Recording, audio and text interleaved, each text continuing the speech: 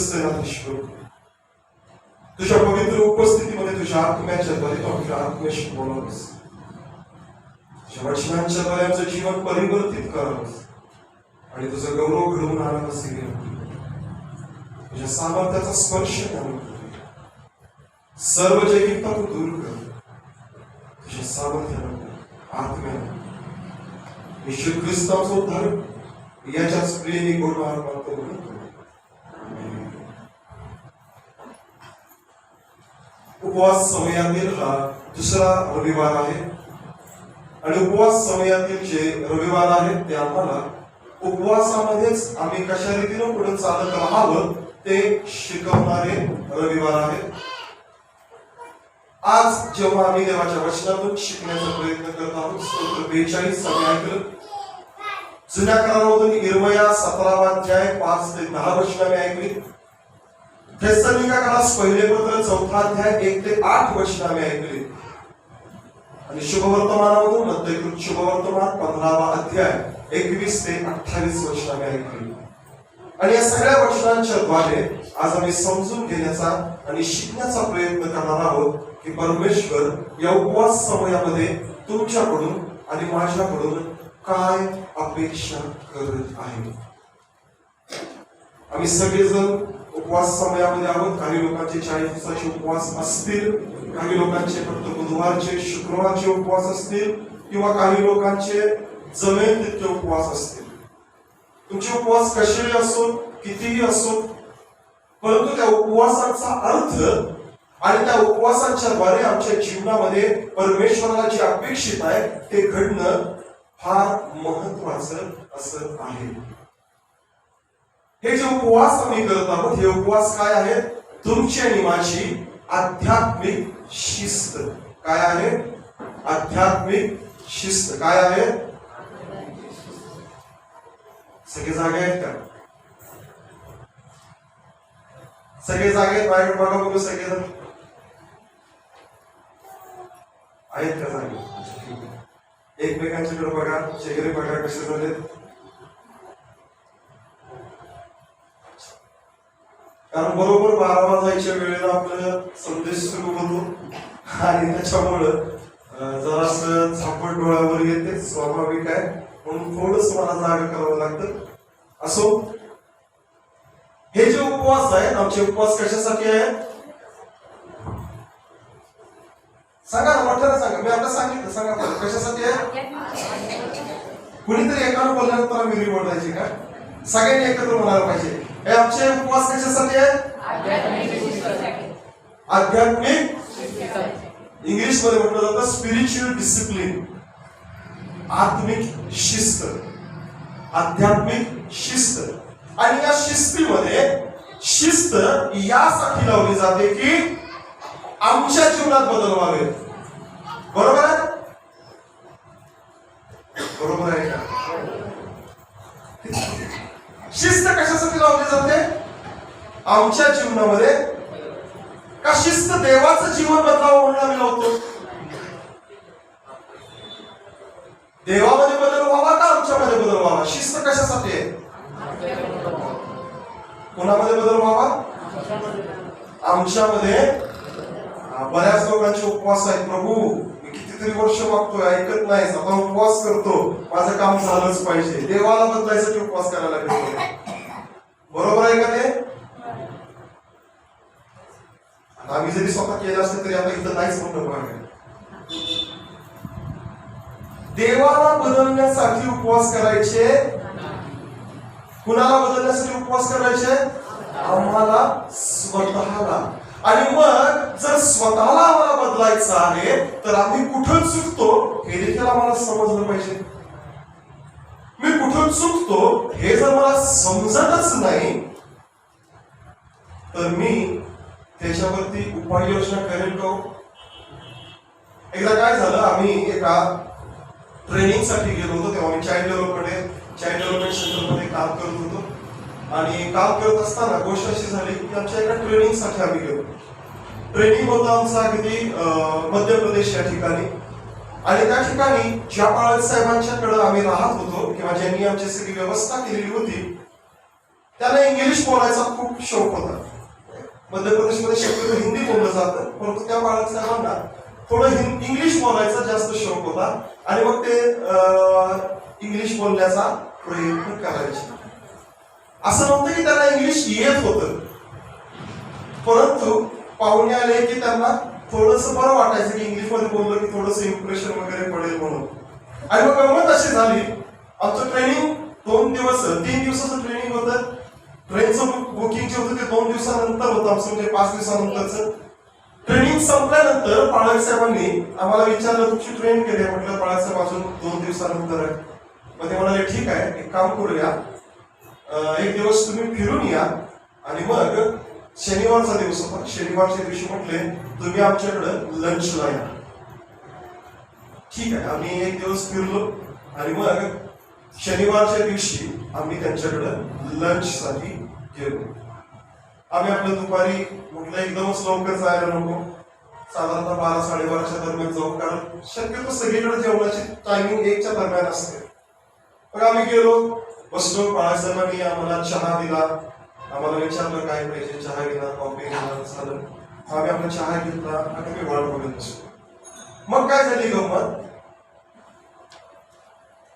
बाळासाहेबांच्या मिसेस पालखी बाहेर आल्या आणि त्या कांदा कापत होत्या. आम्हाला वाटलं आता 5-10 मिनिटात सांगतील जेवण तयार झाले, या जेवायला. बाळासाहेबांनी आम्हाला बसवलं आणि म्हणाले 5 मिनिट थांबा, मी आलो 5 मिनिटात. बाळासाहेब 5 मिनिटात जाऊन आले, त्यांच्या हातामध्ये मटण होतं. आम्हाला समजत नव्हतं काय चाललंय नेमकं. मटण आता आणलंय, सकाळी आणले, हे कधीसाठी आणले, कुणासाठी आणले, काहीच समजत नव्हतं. शेवटी आम्ही आपल्या 1:30 वाजेपर्यंत वाट बघितली आणि बाळक साहेबांना म्हटलं बाळक साहेब तुम्ही लंचला बोलवले ना? ते म्हणाले हा लंचलाच बोलवलंय तुम्हाला, तुम्ही खूप लवकर आलाय, आपल्याला रात्रीचं जेवण करायचंय. त्यांना वाटलं लंच म्हणजे रात्रीचं जेवण. आता इंग्लिश मध्ये लंच म्हणजे दुपारचं जेवण आणि रात्रीच्या जेवणाला डिनर म्हणतात.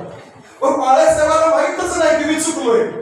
बाळासाहेब म्हणतात अरे लंच सांगितलं तुम्हाला समजत नाही का, लंच म्हणजे रात्रीचं जेवण.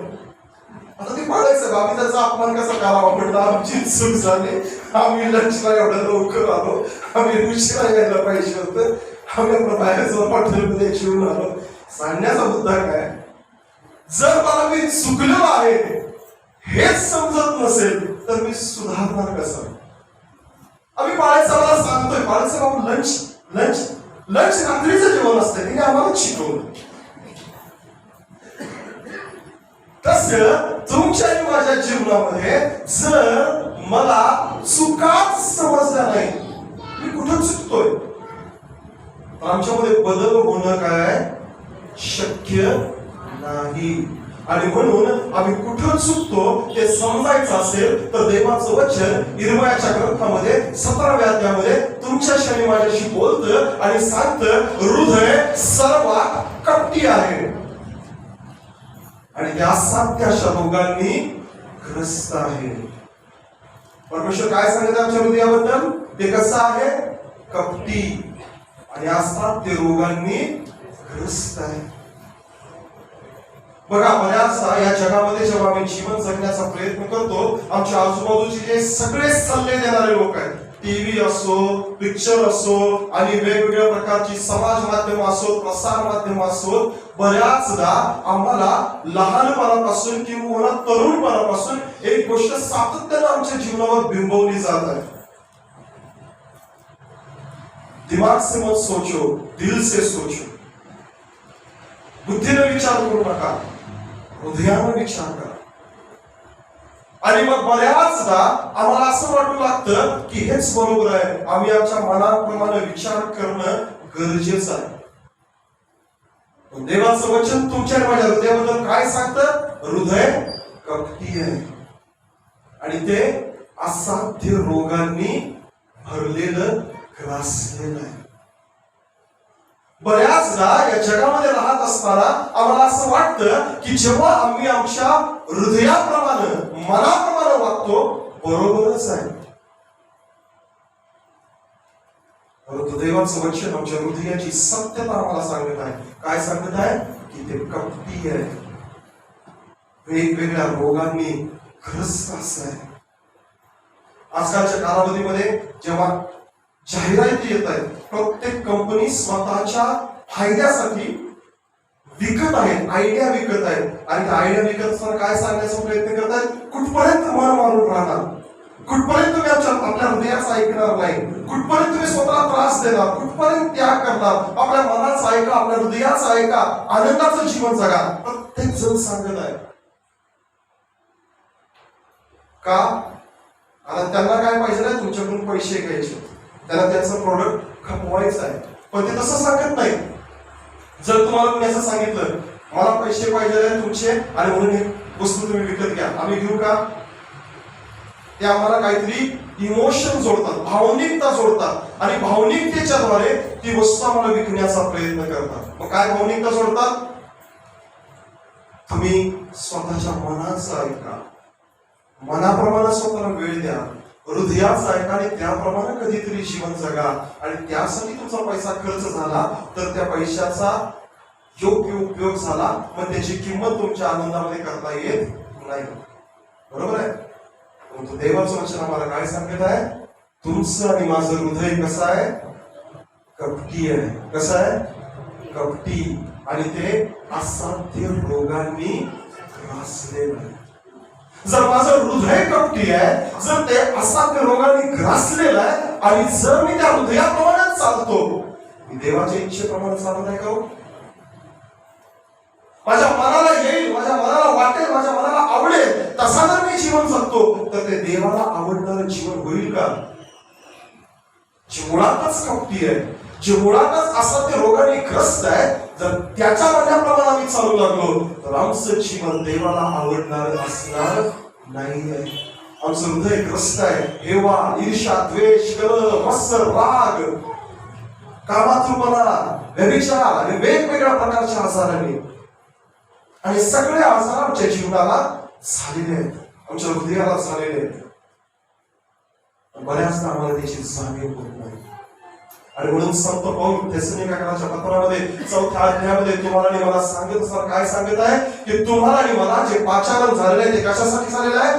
पवित्रीकरणासाठी. कशासाठी पाचारण झालेलं आहे? कशासाठी? पवित्रीकरण. तुमचं आणि माझं काय व्हावं?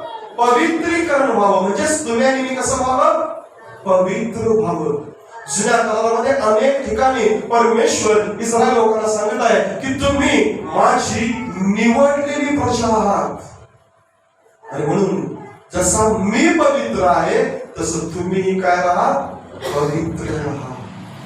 जसा मी पवित्र आहे तसं तुम्ही पवित्र व्हा. आम्ही देवाची लेकरं आहोत. कशावरून समजतं? जर आम्ही पवित्र जीवन जगतो तर.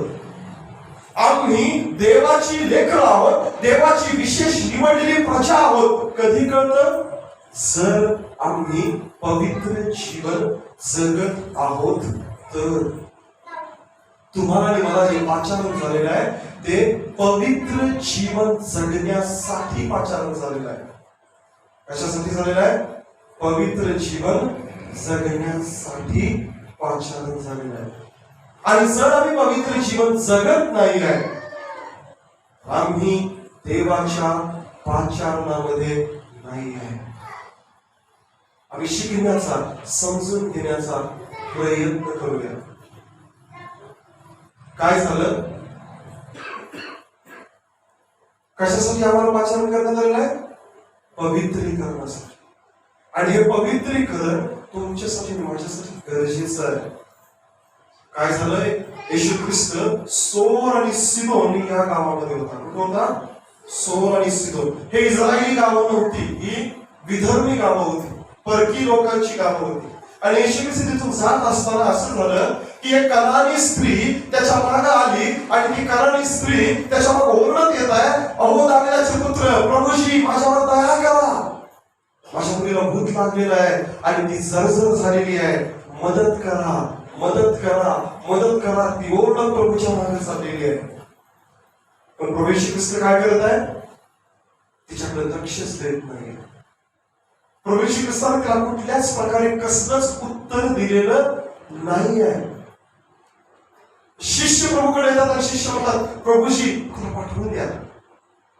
आमच्या मागे सारखी ओरडत यायला लागले, आम्हाला असल्याचं कोणतंय. ती सारखी मागं पळत यायला लागले आणि ती सारखी म्हणत आहे, अहो दाविदाचे पुत्र मला तयार करा.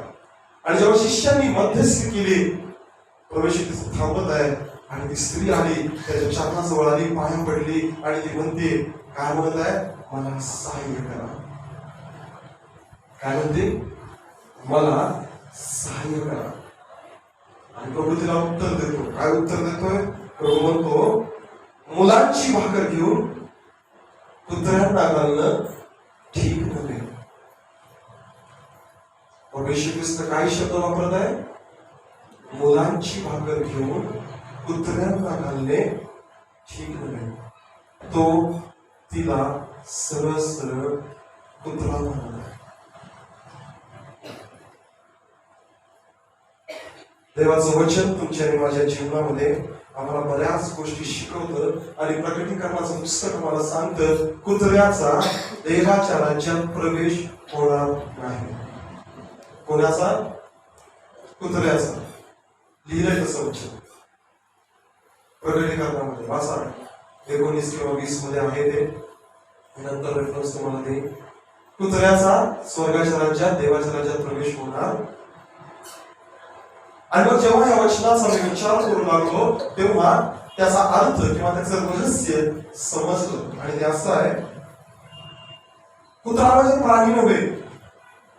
कुत्रा याचा अर्थ जो परका आहे, परदेशी आहे, विधर्मी आहे, प्रभू पासून दूर आहे, त्याच्यासाठी शब्द आहे कुत्रा. आणि म्हणून देवाचं वचन आम्हाला सांगतं, शिकवतं, वेश्येचा आणि कुत्र्याच्या कमाईचा पैसा मंदिरामध्ये चालत नाही. समजतंय? कुत्र्याच्या कमाईचा पैसा म्हणजे जे प्रभूपासून दूर आहे, जे प्रभूला ओळखत नाही आणि जे आपल्या मनाप्रमाणे भ्रष्टाचार करतात, भेसळ करतात, पाहिजे तशा प्रकारे नांडी नावळी करतात, फसवतात, त्यांचा पैसा देवाच्या मंदिरात चालत नाही. कुत्रा म्हणजे काय? कुत्रा म्हणजे त्या ठिकाणी जे प्रभूपासून दूर गेलेले लोक आहेत त्यांच्यासाठी शब्द आहे. प्रभू म्हणतो, मुलांची भाकर घेऊन कुत्र्यांना घालणं हे योग्य नाही. तो म्हणतो, मला फक्त इस्रायलामध्ये जे हरवलेले आहेत त्यांच्यासाठीच मी आलेलो आहे. तो त्याच्या स्वकीयांकडे आला होता, परक्यांकडे आला नव्हता. तुमच्यासाठी आणि माझ्यासाठी धोक्याचा इशारा आहे. तुम्ही आणि कदाचित स्वतःला म्हणत असो, आम्ही 3 पिढ्यांची ख्रिस्ती, 4 पिढ्यांची ख्रिस्ती, आम्ही ख्रिस्ती, आमचा बाप्तिस्मा झाला, आम्ही प्रार्थना करणारे, चर्चला जाणारे लोक. पण मला तुम्हाला सांगू द्या, तुम्ही आणि मी जन्मानं इस्रायल नाही आहे. तुम्ही आणि मी परमेश्वरासमोर परके, उपरी आहोत. त्याच्या कृपेने आणि त्याच्या दयेने त्याने स्वीकारून घेतलं. पण जर मी त्याच्या आज्ञा पाळत नाही आणि जर मला त्याची ओळख नाही, तर अजूनही मी परखाच आहे. आणि माझ्यासाठी कोणता शब्द वापरण्यात येईल? कुत्रा. कदाचित तुम्ही बाळासाहेब, तुम्ही मंडळीला म्हणताय का? मंडळीला नाही, सगळ्यांसाठी मी पण आहे त्याच्यात. जर मी देवाच्या जवळ जात नाही आणि देवाच्या इच्छेप्रमाणे जीवन जगत नाही, तर माझ्यासाठी देखील तोच शब्द आहे कुत्रा. आणि मग जर मी तसा आहे, तर मला परमेश्वराच्या आशीर्वादामध्ये सहभाग मिळत नाही. आता फार महत्वाची गोष्ट, मी कधी परमेश्वराच्या समोर परका आणि उपरी ठरतो जेव्हा माझं हृदय मला चुकीच्या गोष्टी शिकवतं, देवाविरुद्ध भांडण करायला लावतं. तेव्हा त्या ठिकाणी ती काय म्हणते, माझ्या मुलीला भूतानं काय केलेलं आहे? जर्जर केलेलं आहे. माझी मुलगी भूताने फारच जर्जर झाली आहे. आता इथं जे भूत तुम्हाला आणि मला वाटतं घुमणं, अंगात येणं, ते भूत नव्हे.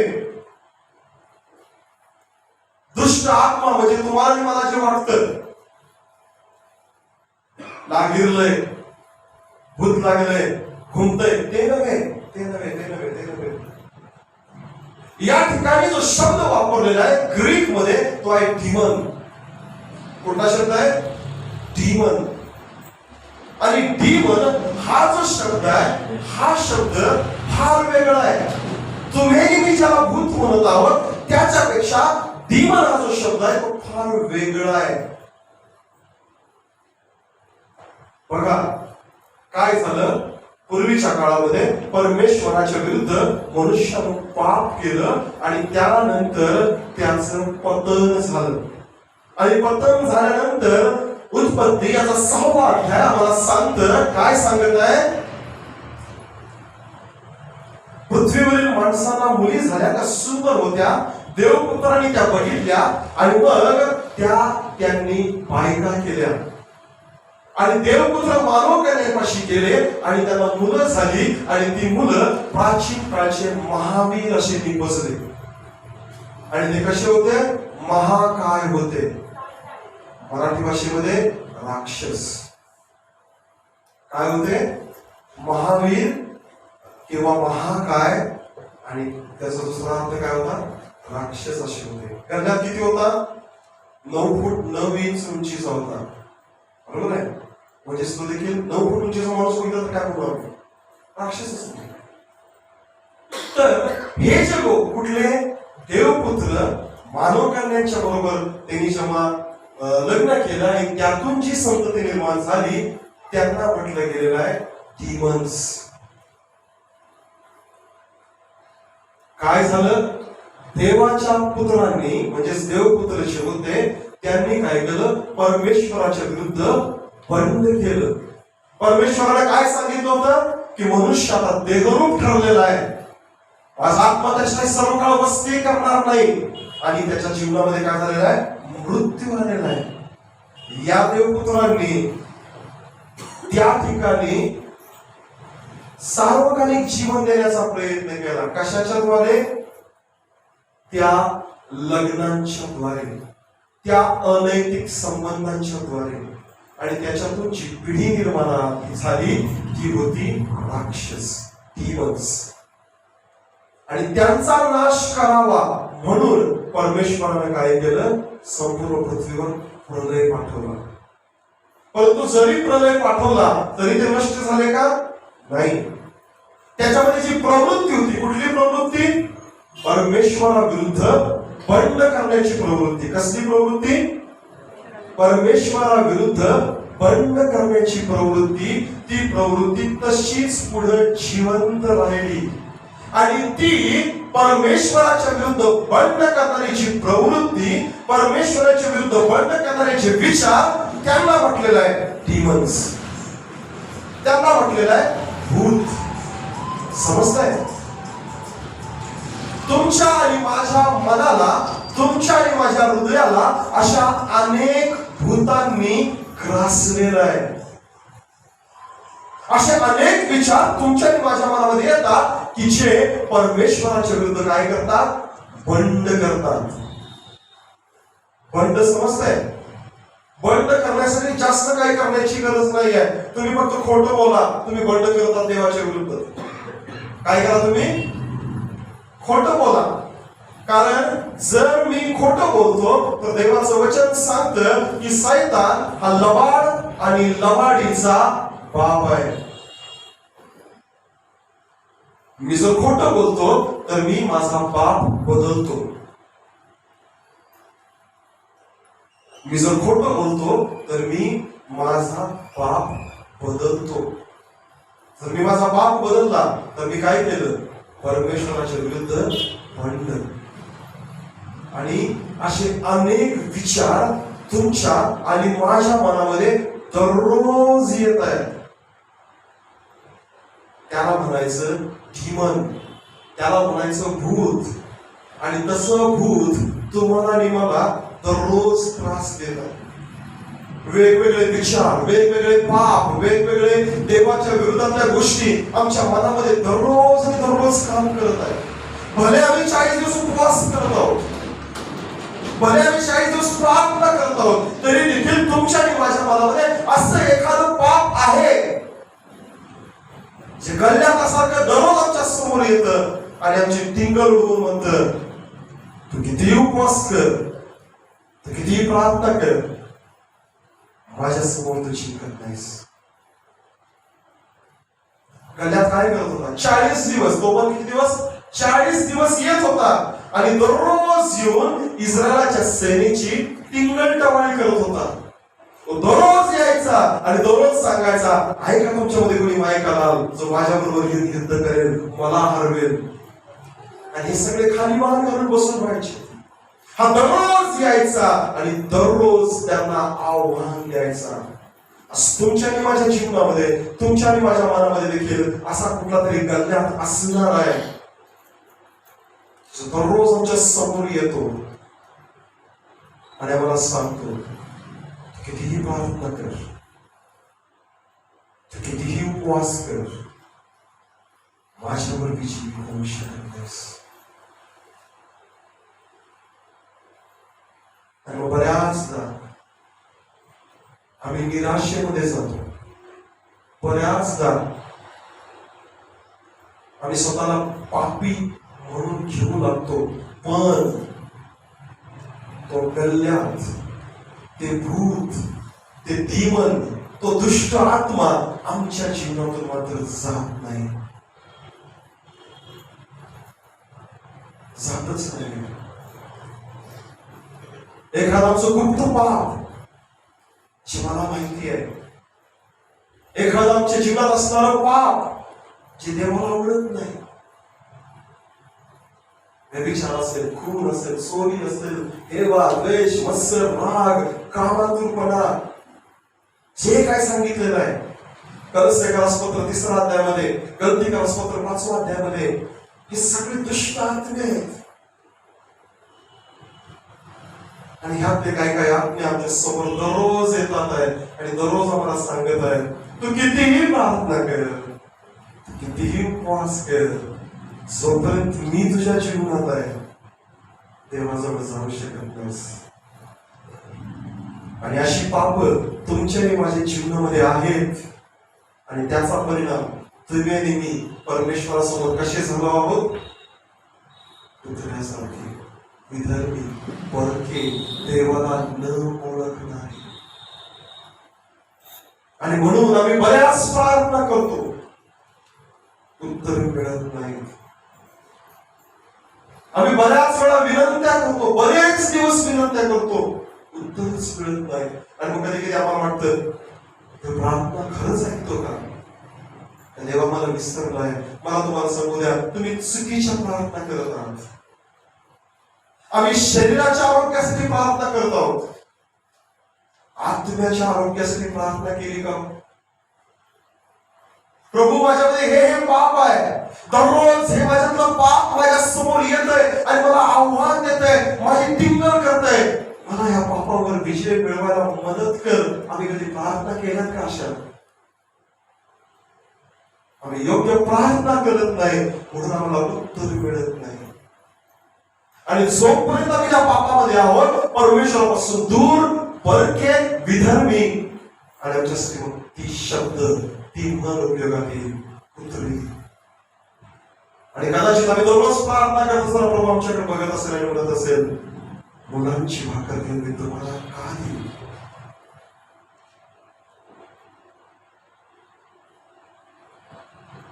ती स्त्री त्या ठिकाणी म्हणते, खरंय प्रभूजी, खरंय, तुम्हाला कुत्री म्हणत मान्य आहे. मला वचन पाळायला नाही जमलेलं, माझ्या आजूबाजूला तसं सामान, तसं कार्य दिसत होतं, मी ते बघितलं तरी देखील मी तुझ्यावर विश्वास ठेवला नाही. तू मला जे म्हणतोयस ते मला मान्य आहे. माझी नाही की तुझ्याजवळ मी यावं आणि तू माझ्या लेखनाला बदल करावंस. माझी नाही की की तू माझ्यासाठी चमत्कार करावास. पण ती पुढे जी म्हणते ते फार महत्वाचं आहे. ती म्हणते होय प्रभू, खरं आहे, पण कुत्री देखील त्याच्या पाण्याच्या मेजावरून पडलेला स्कूल पाठवते. ती सांगत आहे प्रभू, तूच माझा धनी आहेस. मी तुझ्याकडे का आले? कारण मला दुसरा मार्ग नाही आहे, माझ्याकडे दुसरा कुठला पर्यायच नाही आहे. तूच एकमेव आहेस जो मला याच्यातून बाहेर पडू शकतोस. मी बरेच प्रयत्न केले, नाही असं नाही. आता मी सांगत आहे, तूच माझा धनी आहेस. तुझ्याशिवाय इतर कोणीच नाही जो मला तारून देऊ शकेल. तुझ्याशिवाय कोणीच नाही आहे जो मला यातून सुटका देऊ शकेल. तूच माझं सर्वस्व आहेस, तू माझा धनी आहेस. मी तुझ्याकडे आलेले आहे. प्रभू म्हणतो, आई तुझा विश्वास मोठा, तुझ्या विश्वासामुळे तुला प्राप्त होईल. आणि तिची मुलगी काय झाली? त्याच घटकेस बरी झाली. आज तुम्हाला आणि मला तेच करायचं आहे. आम्हाला जाऊन सांगायचं आहे, प्रभू तू आम्हाला आशीर्वादित करावंच की आमची लायकी नाहीये.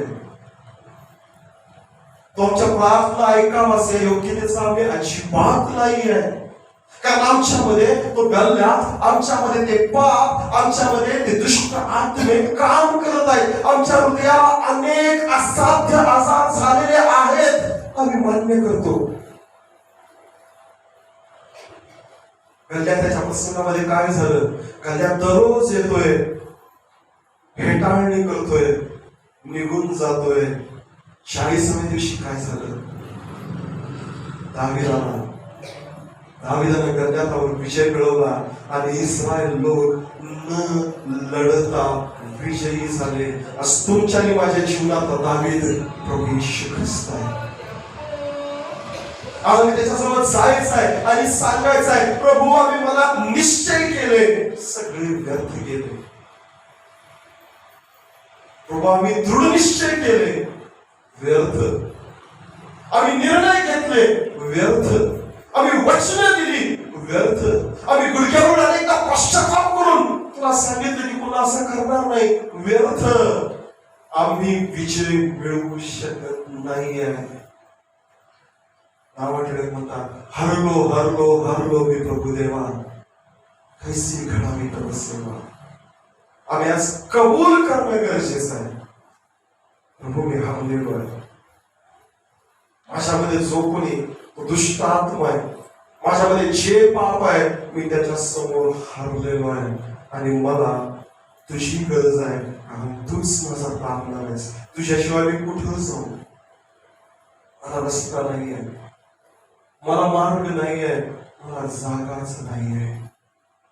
आणि म्हणून जरी तू मला म्हणतोस परका उपरी कुत्रा, तरी तूच माझा धनी आहेस.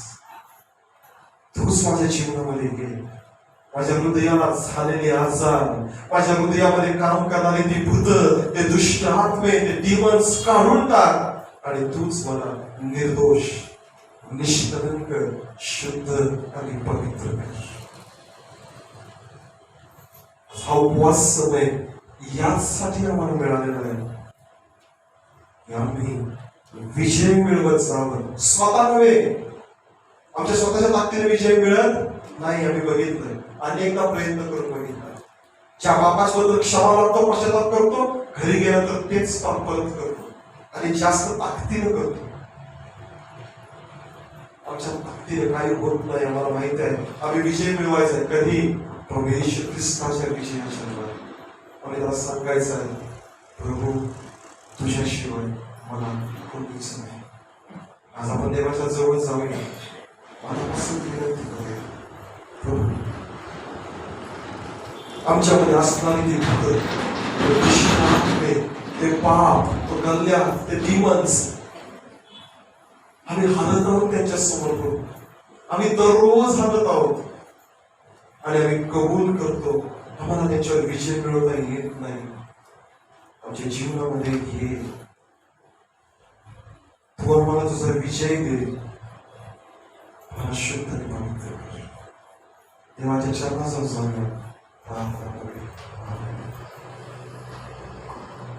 मी प्रार्थना करणार नाही, आपण प्रत्येक जण स्वतःसाठी प्रार्थना करणार आहोत. ज्याला जशी प्रेरणा मिळेल त्यांनी तशी प्रार्थना करावी. जर तुम्हाला गुडघ्यावर यायचंय गुडघ्यावर या, हात उंच करायचे हात उंच करा, उभं राहायचंय उभं राहा, रडायचंय रडा. परमेश्वर तुम्हाला जशी प्रेरणा देईल. आम्ही सगळेजण प्रार्थना करू, सगळेजण डोळे बंद करून बसतील आणि प्रार्थना राहतील. आमेन.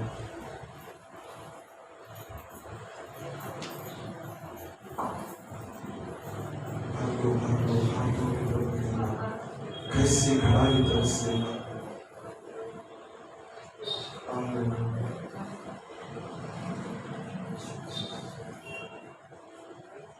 प्रभू, आम्ही उपवास करत आहोत, परंतु अजूनही आमच्यामध्ये अशी काही पाप आहेत, असे काही दुष्पात्मे आहेत, अशी काही भूत आहेत, अशी काही दुरात्मे आहेत, असे काही डिमन्स आहेत की जे दररोज आमच्या समोर उभे राहत आहेत